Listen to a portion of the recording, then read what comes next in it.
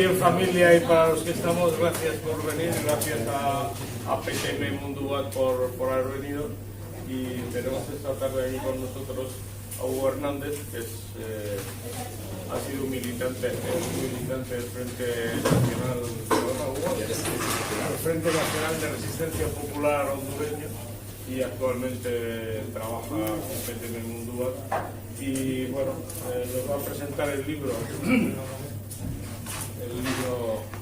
El golpe de Estado a los derechos humanos en Honduras, y la idea es que esto no sea una charla magistral ni una conferencia, sino que participemos con Hugo y sea una conversación distendida y una conversación en la que Hugo nos va a contar qué es lo que ha ocurrido y ocurre en Honduras en estos momentos. Y después de esta majerosa presentación, Hugo... Gracias. ¿Podemos apagar esto igual? Sí. Sí, el proyector.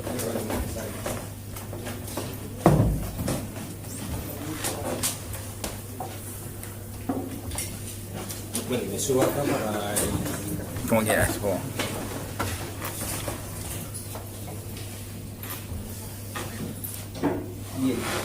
Bien. Bueno, lo primero igual, agradecer a todos y todas por haber venido. Y intentaré hacer una cosa que a los hondureños nos da muy difícil, ser breve. La verdad que para mí es personalmente una satisfacción tener la oportunidad de trabajar en una organización que, aparte de pues, pagarme por el trabajo que hago, pues hacer una cosa que a mí me gusta y me place mucho, ¿no? Que es poder también desde estos espacios reivindicar y poner en evidencia la situación que está pasando en mi país. Entonces, ya no solo un compromiso laboral y profesional, sino que también es un compromiso personal y político que bueno, pues me alegra mucho saber que tengo este espacio para hacerlo. Y me alegra todavía más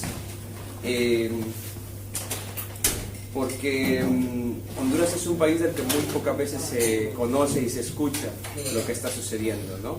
Y algo que pasó ya hace 6 años, bueno, 6 años y medio, 7 años diríamos, no se ha vuelto a escuchar muchas más noticias, ¿no? Y pareciera entonces que eso que pasó en aquel entonces ya está tranquilo, ¿no? Cuando justo el día de ayer hablaba con un periodista, me preguntaba, ¿no?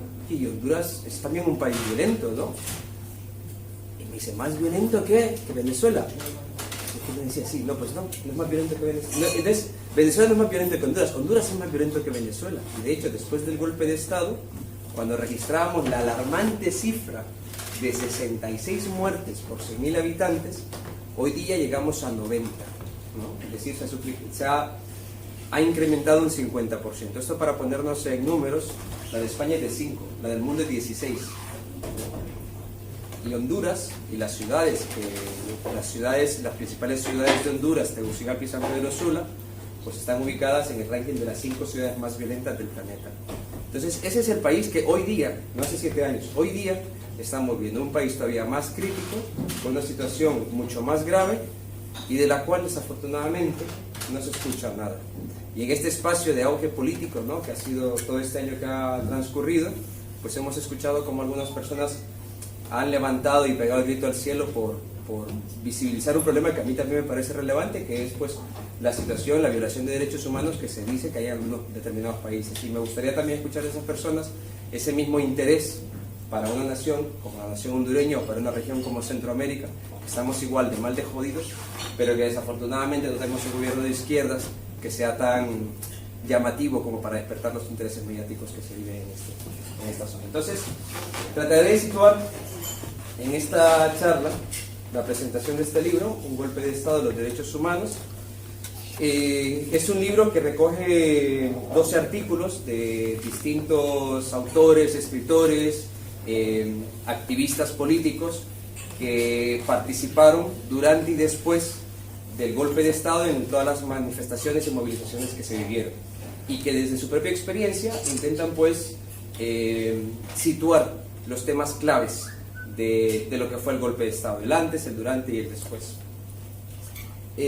A mí me parece interesante el libro, y lo que me gusta mucho es que creo que relata lo que nosotros llamamos la primera parte del golpe de Estado, ¿no? La primera parte del golpe de Estado se da, pues, momentos antes, durante el golpe y pasado unas elecciones. Y una segunda etapa, que es en la que nos encontramos ahora, cuando ese movimiento de resistencia se convierte en un partido político y se convierte en una fuerza parlamentaria que en este momento se encuentra dentro del Parlamento, ¿no? Y que abre ese nuevo periodo. Entonces, por un interés, digamos, esencialmente político, ¿no?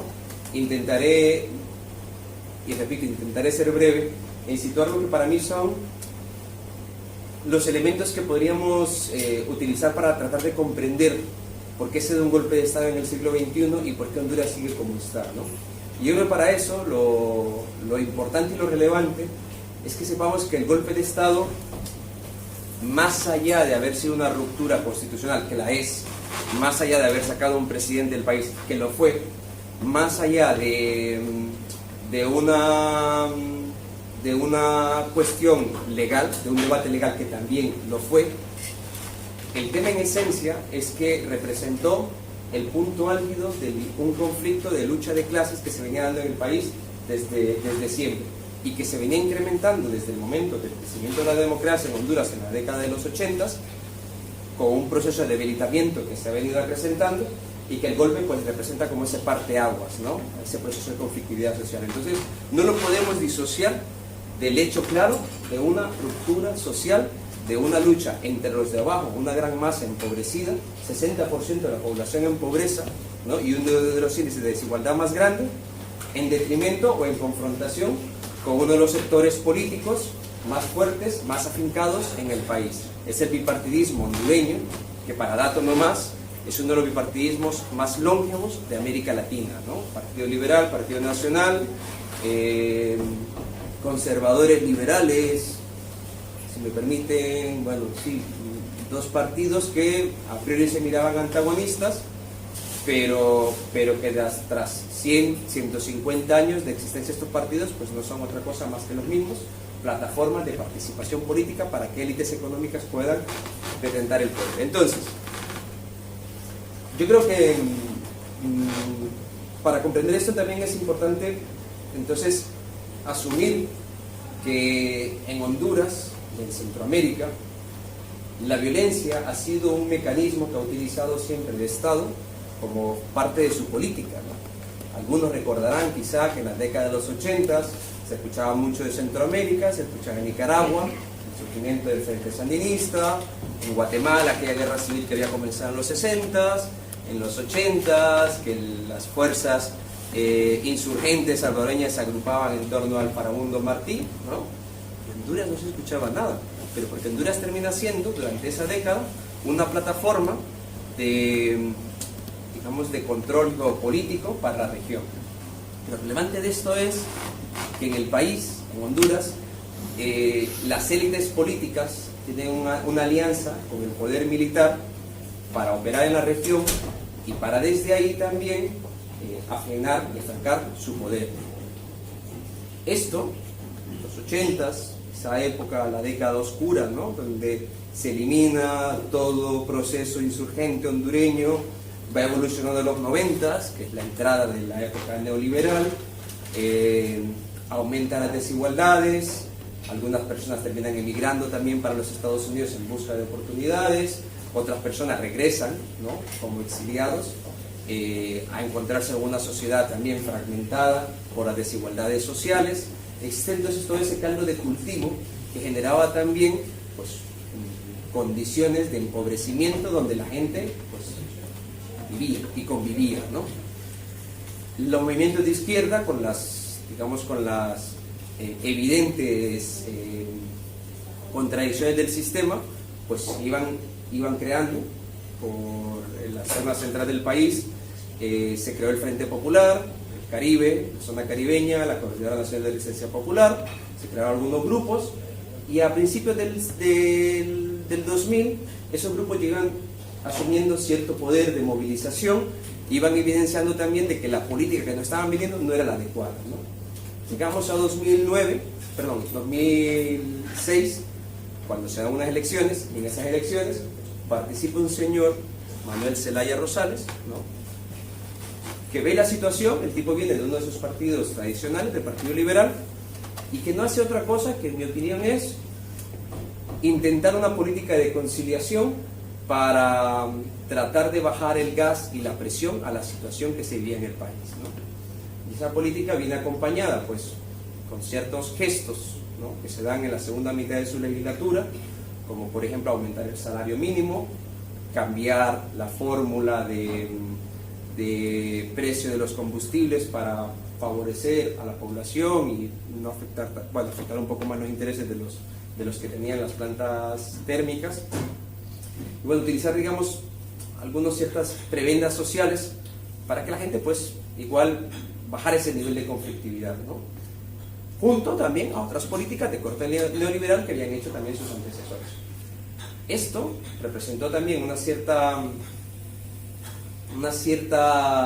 cierto desagrado para las clases políticas que lo habían puesto en el poder, y representó también una oportunidad para que dentro de la misma clase política que tenía el poder en aquel entonces, pues pudiese darse un cierto choque de fuerzas, ¿no?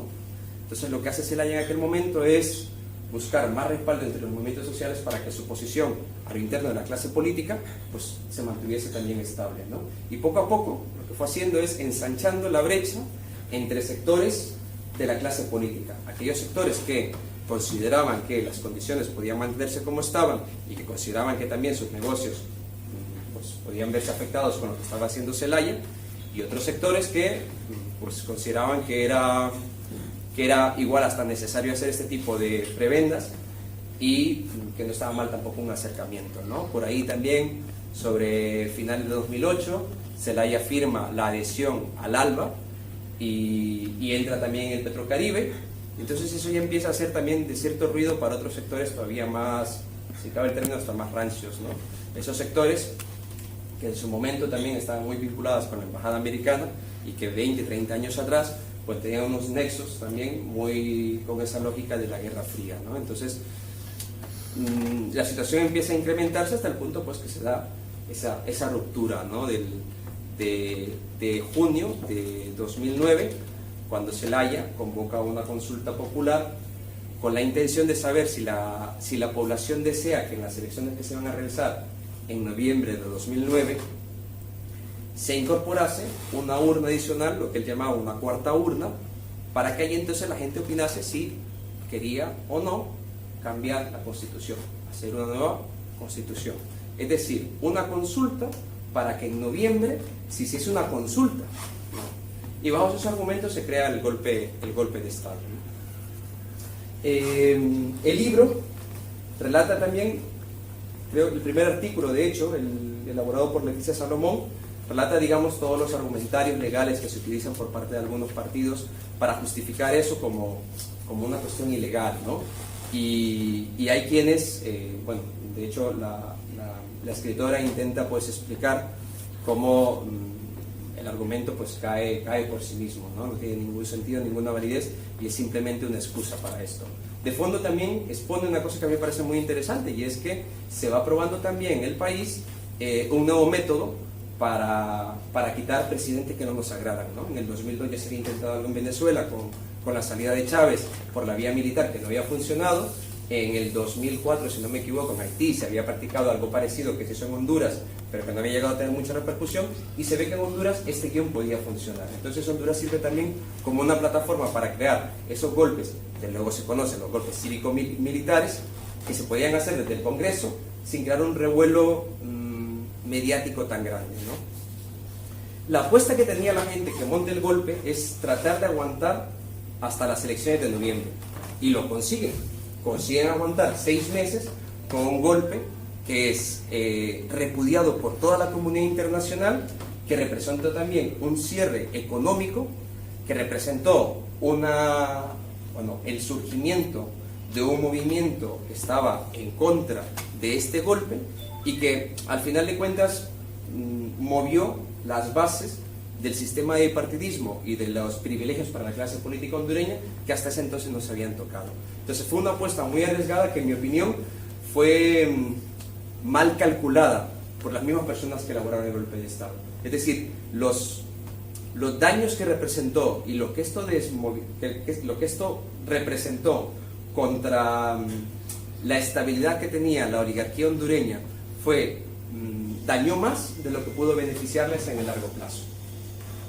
El golpe de Estado, mientras esto estaba sucediendo, lo relevante de todo esto es que fue la llama que activó un movimiento de resistencia como nunca antes se había visto en Honduras, y representó pues el movimiento organizativo más grande que se ha registrado en la historia de Honduras.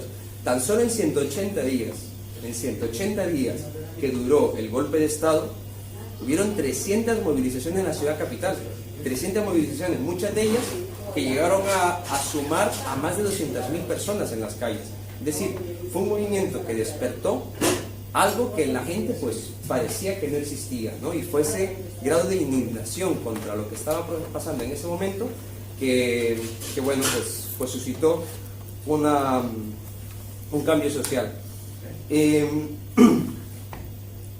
Luego yo recomendaría, por ejemplo, algunas partes de estos artículos.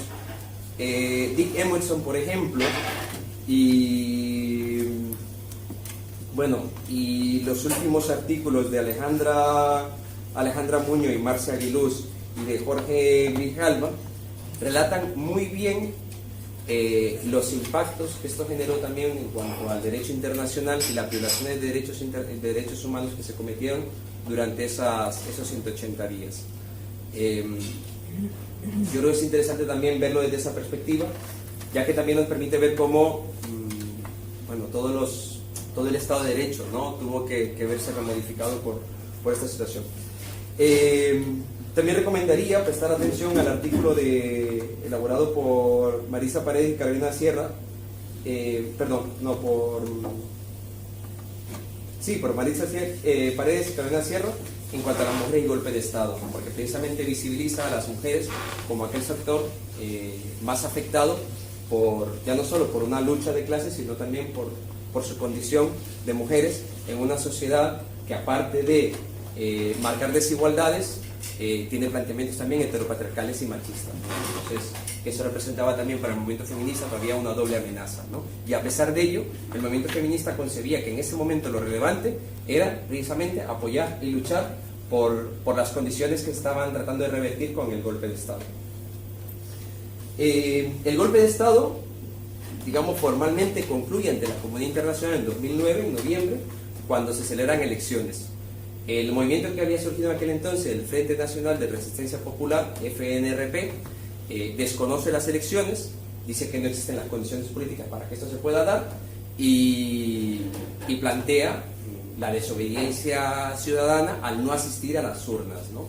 De hecho, el nivel de participación es el más bajo registrado en la historia reciente de la democracia. Apenas hubo un nivel de participación dado por los órganos del poder ejecutivo en ese momento del 50%. Es decir, suponemos o asumimos que las cifras no son del todo afinadas con la realidad, ¿no? Y aún así la participación bajó de un 70-80%, como se ve registrado en otras ocasiones, a ese 50% que les estoy mencionando. ¿Qué viene después? Después de 2009 viene la entrada de otro gobierno conservador por las condiciones en las que se habían dado las elecciones, un gobierno liderado por Porfirio Lobo Sosa, que su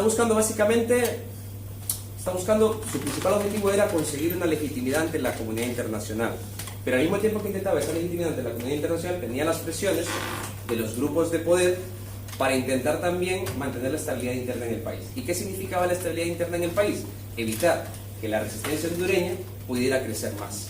Entonces, al mismo tiempo que intentaba negociar con los órganos internacionales de financiación su vuelta a la comunidad internacional, estaba aumentando la represión en distintos sectores y grupos sociales, y sobre todo en todos aquellos movimientos vinculados con la resistencia, para evitar pues que la resistencia pudiese tener ese capital político que había ganado durante el golpe, ¿no? Y esto pues se puede ver bastante claramente en el artículo que elabora Rafael Alegría de Vía Campesina, que relata la situación de los campesinos del Bajo Aguán. que es una de las regiones que quizá podríamos decir que es la zona que más ha visto el embate de la oligarquía hondureña contra el sector del campesinado.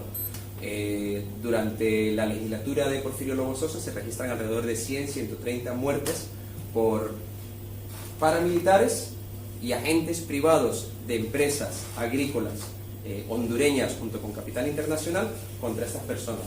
Estas personas, su reclamo, que lo relata también Rafael Alegría y lo se relata también en otros artículos del libro,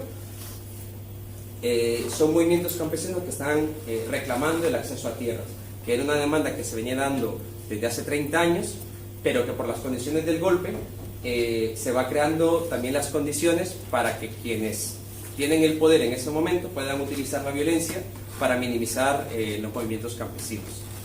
Entonces nos encontramos con ese matiz en la legislatura de Porfirio Lobo Sosa, que intenta vender ante la comunidad internacional que la situación está bien, cuando todavía las muertes que se registran y los atentados contra los derechos humanos en la población civil hondureña son aún mayores que durante el golpe de Estado. Aún así, se logra un acuerdo, debo decir que un acuerdo que curiosamente se da al mismo tiempo que la Unión Europea está negociando con Centroamérica el acuerdo de asociación. Es un acuerdo económico, acuerdo de libre comercio entre Centroamérica y la Unión Europea, que va dándose desde muchos años atrás y que con el golpe de Estado se para, se saca a Honduras de las negociaciones y se vuelve a incorporar en el momento en que se desea agilizar este acuerdo económico comercial. Entonces vemos también que de alguna manera hay un cierto interés por la comunidad internacional de forzar las condiciones para que la situación vuelva a la normalidad. ¿Y cómo se hace esta situación? Pues negociando que en la legislatura de Porfirio Lobo Sosa permita que el presidente que ha sido depuesto, que se encuentra en el exilio, Manuel Zelaya Rosales, pueda volver al poder, pueda volver al país y que pueda constituir pues la vida política que cualquier otro ciudadano hondureño lo puede tener. Esto nos lleva a 2013, cuando después de 11 meses que Zelaya ha vuelto al país, Zelaya conforma un nuevo partido, el Partido Libre, Libertad y Refundación, que es un partido que ya entonces decide competir en las elecciones y entrar en la arena electoral para tratar de luchar por revertir esas condiciones que comentaba se estaban dando originalmente en el país.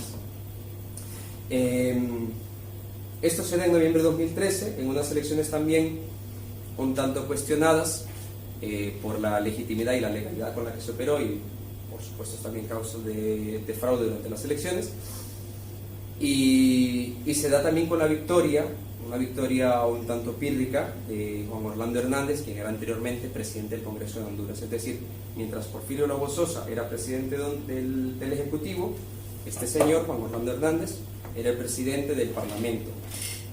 Este mismo señor participa en las elecciones y gana las elecciones. Pero entra ya en la arena electoral, ya con la resistencia dentro del Parlamento, con el Frente Nacional de Resistencia Popular como la segunda fuerza política que se incorpora en Honduras. El libro, precisamente, cierra esa etapa, cierra en ese punto y nos lleva al momento en que nos encontramos hoy día, ¿no?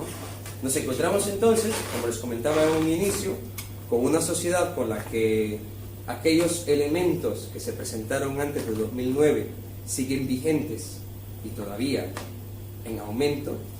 La desigualdad se sigue manteniendo, los índices de pobreza y pobreza extrema siguen siendo tan alarmantes como en el 2009, la violencia ha incrementado, los niveles de corrupción e impunidad son cada vez más alarmantes.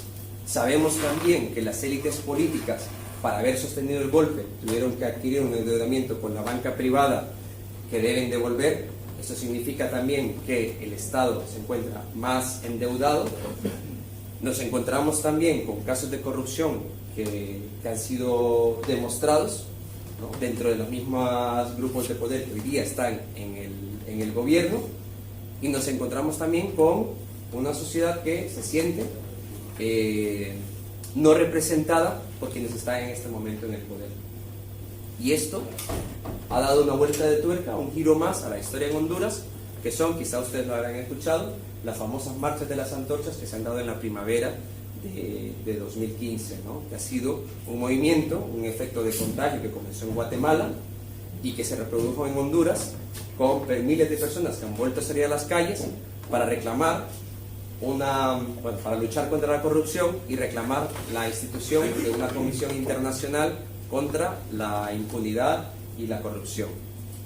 Entonces, esa es la nueva situación que tiene Honduras, donde entonces el movimiento social ahora, en un espacio parlamentario, está intentando también crear las condiciones para que eso por lo que estuvimos luchando antes de 2009, que luchamos durante el golpe de Estado y que luchamos después del golpe de Estado, se pueda revertir, que no es otra cosa que los de abajo, las personas que se encuentran en una situación de desigualdad, pues puedan tener mejores oportunidades de vida.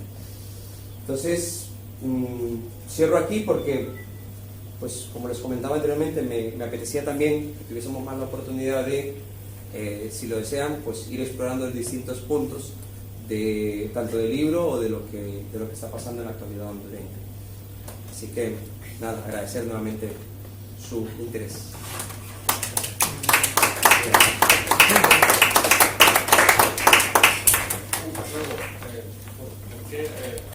Miren, el conflicto armado. En Chile, creo que fueron 30.000 en la dictadura. O sea que, si nosotros. Claro, eso también es un debate que yo intento también ponerlo sobre la mesa, ¿no? ¿Qué es un país que se encuentra en una situación de conflicto armado? Bueno, Colombia, sí, vale, sí. Bueno, los países árabes.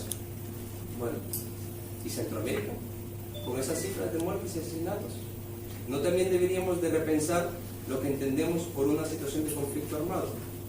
En un país donde, ojo, pasó la década de los 80, pasó toda esa situación de conflictividad social, al menos en El Salvador y en Guatemala hubieron acuerdos de paz, hubieron comisiones de la verdad y hubieron procedimientos para incautar las armas que estaban en el territorio nacional.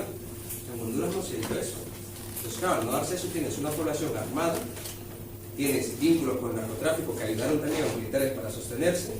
Han pasado 20 años de eso. Claro, ahora la gente pues tiene todas las condiciones para que esto se pueda dar. Entonces, repensemos también lo que entendemos por conflicto armado. Pero en Honduras no se habla, viéndolo desde fuera y con la información que tenemos, no se produjo en 2006 un estado de caos, de temor en la población, como en los golpes militares de libro de Chile y Argentina, por ejemplo, se producían. ¿O sí? Yo creo, sí, me es difícil decir que si el sentimiento era el mismo, ¿no? Lo que sí es cierto es que el Estado utilizó muchos elementos de intimidación. Por ejemplo, de hecho también eso se comenta en el libro, luego te digo en cuál de los artículos que también trata muy bien esto, ¿no? Pero por ejemplo se suspendieron muchas garantías constitucionales, ¿no? Se impusieron muchos toques de queda, ¿no? Hubieron muchas detenciones arbitrarias, ¿no? A determinadas horas ya no podía circular por las calles. Se suspendió, por ejemplo, un artículo en el cual le facultaba a la policía a que pudiese entrar a tu casa en cualquier hora y en cualquier momento. Hubieron muchas detenciones sin una orden de captura, ¿no? Entonces, claro, porque el Estado, bueno, el Congreso y al mismo tiempo el Ejecutivo, cada 2 por 3 sacaban decretos, ¿no? Donde suspendían por las condiciones de excepcionalidad del Estado en el que se encontraban para legitimar lo que estaba pasando, exactamente como está pasando también con Francia en este momento con todo esto, ¿no? Entonces, digo, con el mismo argumento, ¿no? Entonces, eso terminaba también siendo una forma de intimidación psicológica para la población, donde se decía, oye, esto está pasando. Pero ya no solo es intimidación que está pasando, luego llamadas telefónicas, personas que tuvieron que salir del exilio. Un compañero que estuvo en España, ¿no? Que tuvo que salir porque le robaron su vehículo, le pusieron, no sé si estuvo en el público, le robaron su vehículo, le pusieron una bomba y ese vehículo con la bomba le encontraron enfrente de una radio. Y dicen, oye, este fulano mira lo que ha puesto. Se tuvo que dar la fuga, tuvo que salir del país. O sea, ese tipo de acusaciones, ¿sabes? Entonces, constantemente, luego te lo dice, por ejemplo, esta señora Berta Oliva, que es la que aparece también mencionada en el último, creo que es el del COFADE, ¿no? El informe de COFADE, que es el informe COFADE de la peor violación de derechos humanos en Honduras. Berta Oliva es una persona que ha estado trabajando desde la década de los 80 pues para poner en evidencia los desaparecidos que hubieron en Honduras durante esa década, y que hoy día te está diciendo que la situación en Honduras es peor a la que yo vivía hace 30 años. Dices que ya sé que lo que está pasando acá, o sea, ya sé que mi número tiene intervenido, ya sé lo que todo el mundo sabe lo que estoy haciendo en este momento. No me queda de otra. No me queda de otra. No nos queda más que presentar medidas cautelares para garantizar que la población pues tenga mejores condiciones. Y eso, por ejemplo, es algo, lo digo desde fuera, sin ánimo de hacer publicidad, pero son cosas que, por ejemplo, también desde Mondubat se han visto también en algunas otras organizaciones, precisamente por garantizar a los defensores, defender a los defensores, ¿no? Por la situación que simplemente no tiene las condiciones de protección para poder hacer una denuncia abierta de lo que está pasando en el país. Y en lo económico, los golpistas siguieron los ejemplos de la escuela de Chicago y demás, de estilos de reducción del gasto público, privatización, desregulación. Fíjate que eso es peculiar. Yo creo que tampoco tanto. A ver, sí y no. Honduras en el 2000 no es el Chile del 73, ¿no? Pero digo también en cuanto a qué tanto terreno ha tomado el planteamiento neoliberal en Honduras. Tampoco puedes hacer ya mucho más, o siempre puedes hacer más, pero tampoco puedes hacer mucho más, ¿no? Pero, por ejemplo, hay una cosa que Juan Orlando, además si lo voy a comentar, hay una cosa que a mí me parece realmente relevante y extremadamente preocupante de lo que ha hecho el gobierno de Honduras en los últimos años. Cuando Juan Orlando Hernández era presidente del Congreso, propuso una ley para crear un modelo que ellos llamaban las ciudades modelo, una cuestión inédita en el mundo. Lo más parecido a las ciudades modelos que hay es Singapur, pero no existe otro planteamiento similar. ¿Qué son las ciudades modelo? Las ciudades modelo es que por ley, por decreto de ley y por cambio en la Constitución en Honduras en el 2011, se plantea que se cede territorio nacional para que una iniciativa privada pueda ir a montar un microestado. Un microestado, estoy hablando con poder ejecutivo, poder legislativo y poder judicial. Es decir, que no tiene el Estado hondureño no tiene ninguna capacidad de intervenir en las decisiones en ese microestado. Una ciudad modelo, ¿no? O sea, es vender soberanía territorial, ¿no? En puntos estratégicos del país. Esto fue una bomba. El Tribunal Supremo de Justicia, la Corte Suprema de Justicia, los magistrados de la Corte Suprema, que son 5 personas, las que asumen la Corte Suprema de Justicia, vieron esto y lo consideraron inconstitucional. Esto es diciembre de 2011-2012. En el 2012, 3 meses después, desde el Congreso desde el Congreso y desde la dirección de Juan Orlando Hernández se saca precisamente a los magistrados que habían votado en contra y se ponen a nuevos magistrados. Y se dice, o sea, se levantó la voz y dijo que esto es un golpe, otro golpe de Estado, porque se saca el otro poder del Estado, el poder judicial, se quita desde el Congreso. Eso tampoco se supo, no se escuchó. ¿Cómo? Es que es el control del poder. Y hoy día tienes entonces, bueno, eso se hizo y al cabo de un par de meses se volvió a presentar el proyecto de ley y se aprobó. Se ha aprobado. Entonces ya es la vuelta de tuerca a un modelo que ya no es que yo ni siquiera lo considero neoliberal. Eso existe. Se están haciendo las negociaciones, de hecho, para varias zonas. Hay varias zonas ya, lo pueden ver, lo pueden buscar en internet. Se llama zonas especiales de desarrollo. Zonas especiales de desarrollo. Se busca en internet zonas especiales de desarrollo de Honduras y se va a ver, están las zonas ya identificadas. Entonces llaman pues, a inversores que quieren hacerlo y entonces el Estado negocia con estas personas. Lo que es que para hacer el modelo, una idea. Pero no solo eso, el problema es, fíjate que cuando preguntaban lo económico. Lo económico. El golpe de Estado, hay quienes estiman que el golpe de Estado costó, o sea, el bloqueo comercial y de ayudas representó una pérdida para el Estado de 3.000 millones de dólares. 3.000 millones de dólares en una economía cuyo PIB es de 18.000. O sea, que estamos hablando casi el 20%, 20-25% de la economía de ese país, ¿no? O sea, estamos hablando de un golpe duro a la economía nacional.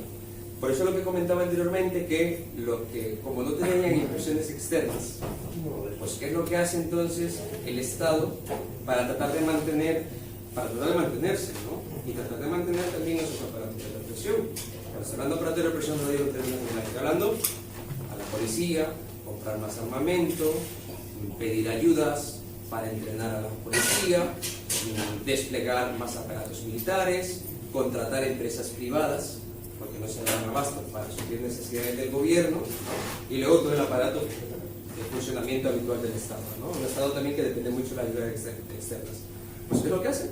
Pide ayuda a la banca privada.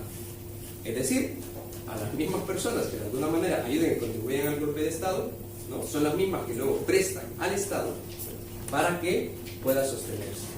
Entonces hace que el endeudamiento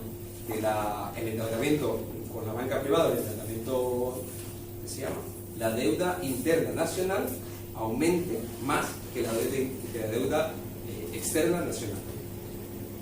Esas son las consecuencias para mantenerlo. Entonces, claro, eso significa que, aparte, le debes a quienes te han financiado el golpe, ¿no? Y eso sí recuerda mucho el método que se utilizaba en la década de los 80, ¿no? Cuando se financiaba el golpe con ayudas externas que luego requerían la ayuda por intervención del FMI. De todas maneras, esto que estás comentando, claro, el golpe de Estado es una cosa muy curiosa en Honduras, porque casi no es un golpe político, casi es un golpe económico, porque quien estaba en el poder en este Celaya podía ser muchas cosas menos izquierdista.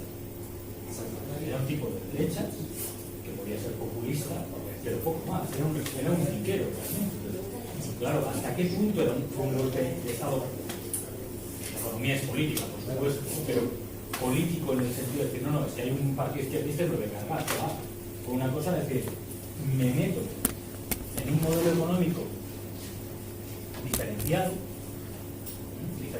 y eso es lo que hace que a cierta gente no le interese. Y con todo esto que estás comentando es que... Claro, yo creo que la amenaza no era Mel. La amenaza era lo que Mel representaba. Mel hace un discurso en Naciones Unidas brutal.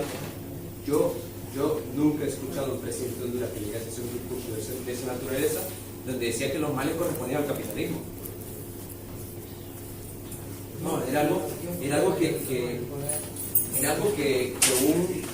venía de alguien que no tenía esas condiciones, que como dice Fernando, es pues una persona, un político tradicional, ¿no? Se empapa un poco de algunas cosas y logra, digamos, encontrar alianzas, ¿no? con movimientos sociales que ven en Celaya una oportunidad. De hecho, lo comentan mucho en el libro, en el de... Perdón que siempre hago la referencia, pero también pienso, si me lo quiero leer, pues me gustaría saber un poco por dónde están las cosas interesantes. Por ejemplo, el de Álvaro Cáliz, la crisis política, la emergencia de un nuevo actor social. Casi todos los libros, casi todos los artículos hacen mención, y en particular se hace mención a que la gente sabía que Celaya no iba más. Que no iba más, o sea, tampoco se ve como Celaya redentor de la sociedad hondureña, ninguno se ve así, ¿no? Pero se sabía hasta dónde podía llegar Celaya. Sin embargo, los movimientos sociales tenían claro una cosa: este es mejor que el otro. Con este puedo dialogar más que con el otro. Y con eso ya me vale. Con eso me vale, o sea, no puedo conseguir más, ya está. Pues con eso me vale. Pero se crea una... Yo creo que la clase política hondureña encontró tanto temor y lo hicieron tan grande que terminó convirtiéndose en eso. Es decir, la leyenda superó al mismo personaje. Y entonces ya entraba un bucle que era imposible salir. Porque en la medida lo hacían más grande, la gente lo defendía aún más.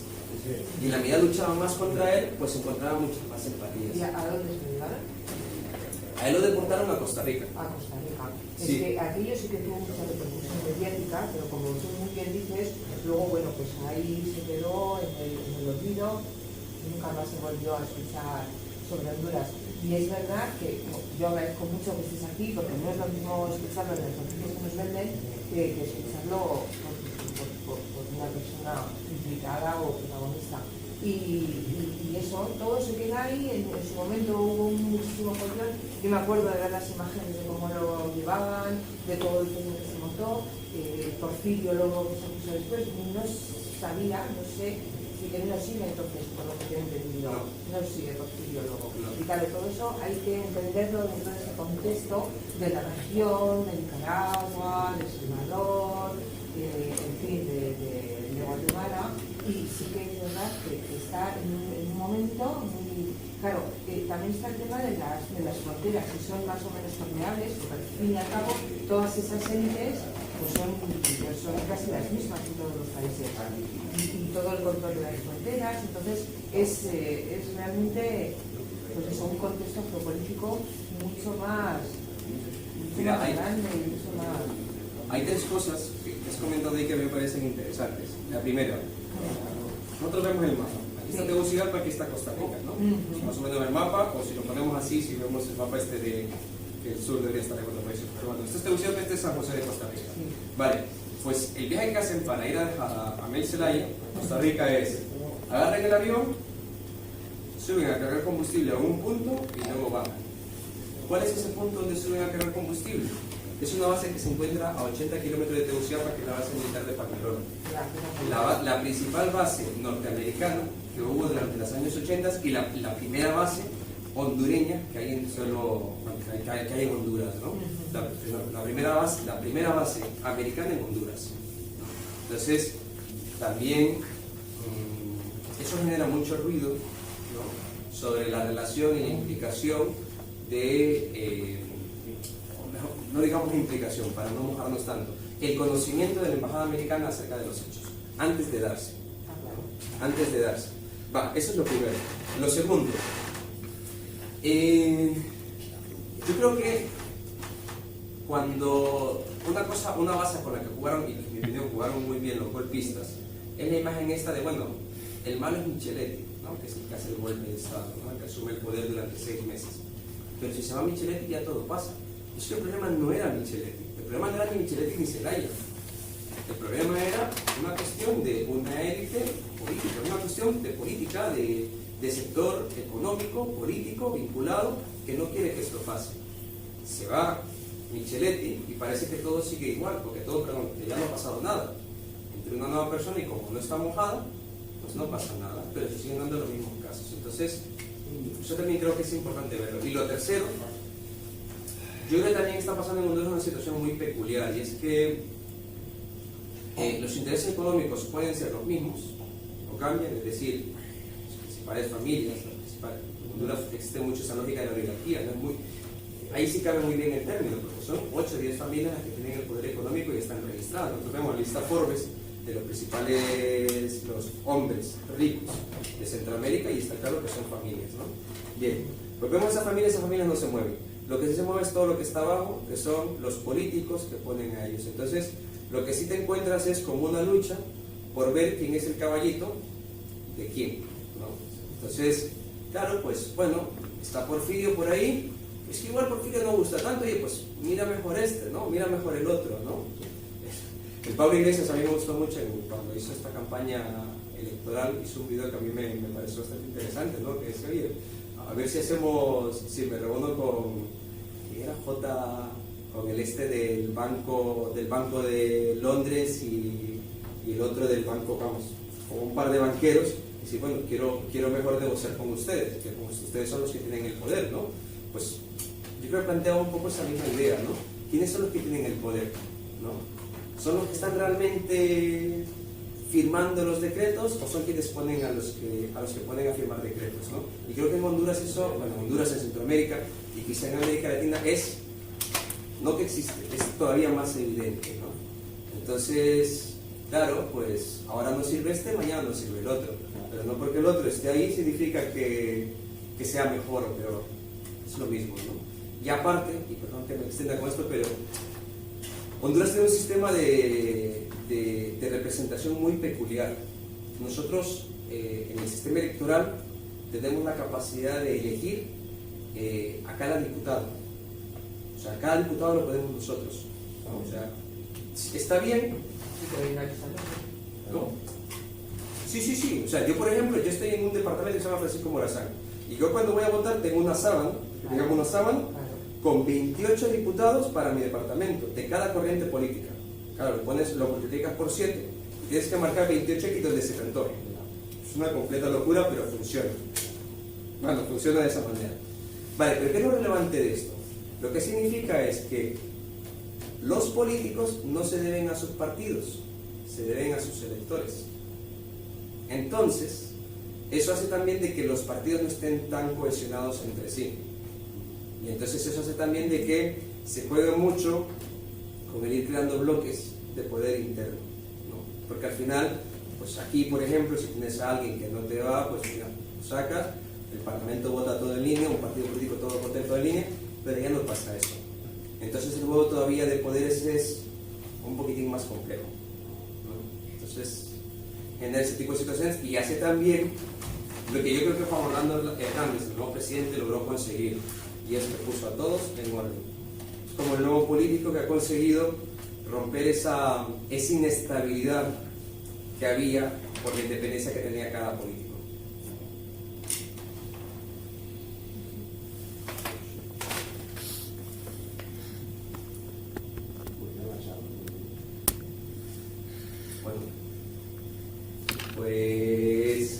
Pues eso, pues tienen los libros, yo realmente los recomiendo, diré un poco para hacer algún repaso.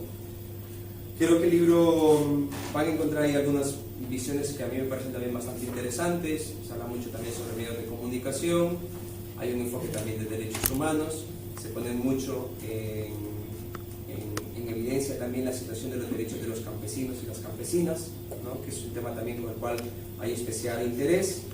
Se hace también un análisis político, ¿no? Sobre el movimiento de resistencia y hasta dónde puede llegar. Entonces, yo lo recomiendo ver desde el plano quizá tal vez más apasionados a tema de derechos humanos.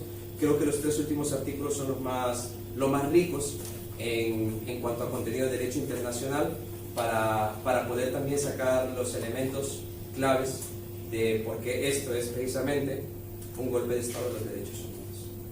Así que nada. Bien.